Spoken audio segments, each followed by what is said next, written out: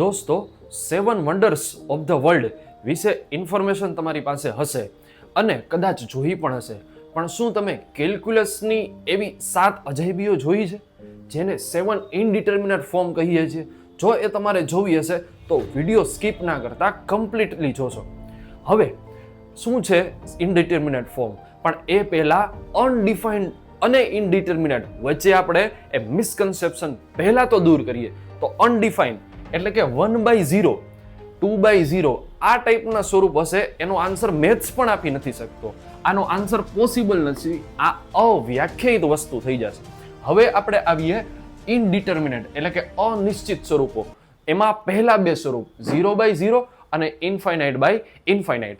હવે હું તમને એમ કહું કે ફોર એક્ઝામ્પલ આ બોક્સમાં શું આવેલું છે, તો શું તમે કહી શકશો? તો આ અનિશ્ચિત વસ્તુ થઈ ગઈ. આની અંદર બુક પણ હોઈ શકે, પેન પણ હોઈ શકે, ચોકલેટ પણ હોઈ શકે, કંઈ પણ હોઈ શકે. તો જાણવા માટે આપણે શું કરવું પડે? આને ઓપન કરવું પડે, એટલે કે એની ટ્રીક જોઈ. હવે એ ટ્રીક એટલે કે રીત. તો મેથ્સમાં પણ 0/0 છે એ આન્સર નથી આપતું, પણ એ સિગ્નલ છે કે ત્યાંથી આપણે એ ટ્રીકનો યુઝ કરી અને આપણે એનો આન્સર જાણી શકીએ છીએ. તો એ શું છે એ ટ્રીક? તો જો આ બંને સ્વરૂપ હશે તો આપણે એ રીત છે ફેક્ટરાઇઝ કરવાનું એટલે કે અવયવ પાડવાના. હવે રેશનલાઇઝ એટલે કે કરણી કરવાની, અથવા તો એલ હોપિટલ રૂલ છે એકચ્યુઅલી, પણ આપણે એને હોસ્પિટલ રૂલ કહેતા હોય છે જનરલી. તો આ બંને સ્વરૂપ માટે આપણે આ 3 ટ્રીકનો છે આપણે યુઝ કરવાનો છે.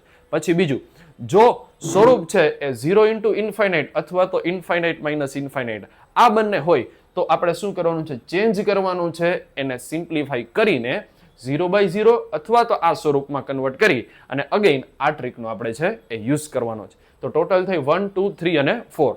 પછી આગળ જોઈએ તો કે 0/0 અને ઇન્ફાઇનાઇટ/0. તો આમાં આપણે y = f(x) લઈ અને બંને સાઈડ log લઈ અને આગળ કેલ્ક્યુલેશન કરી આ રીતનો યુઝ કરી અને એનો આન્સર કરવાનો છે. હવે લાસ્ટ અને most time for ZEE, that is 1/∞ સ્વરૂપ. અને આ સ્વરૂપ એટલે કે f(x)g(x) એને આપણે આ રીતે લખી શકશું: e(x) f(x - 1) into g(x). અને આ ટ્રીકનો યુઝ કરી અને એનો આન્સર આપણે આગળ લઈ આવવાનો છે.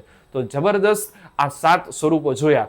તમારા મિત્રોને પણ તમારે આ છે શેર કરવાની છે, સેવ કરવાની છે. આ લિમિટ કમ્પ્લીટલી તમને યાદ રહી જશે. અને હા, તમારા મિત્રોને શેર કરવાનું ના ભૂલતા, લાઈક અને કમેન્ટ જરૂરથી કરજો.